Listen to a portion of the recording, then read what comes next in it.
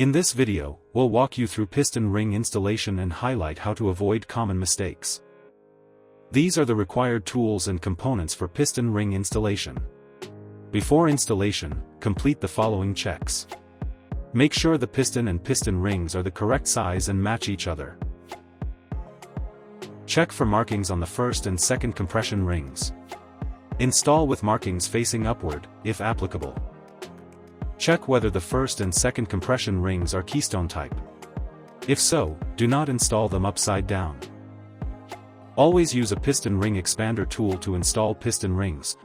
Do not install piston rings by hand to avoid distortion or damage.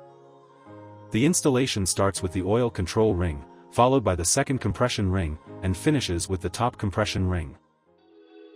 Install the coil expander by hand into the bottom groove, making sure it is evenly seated.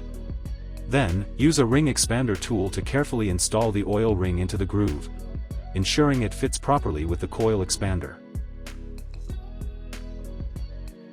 Carefully install the second compression ring into the middle groove.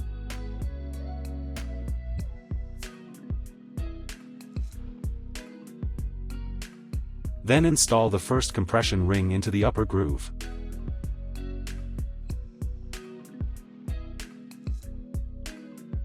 Make sure all rings are properly seated and can rotate smoothly in their grooves. Stagger the ring gaps, typically 90 degrees to 180 degrees apart, to help prevent gas leakage.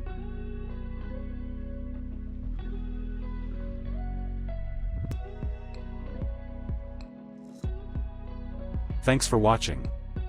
Follow ARCO to learn more.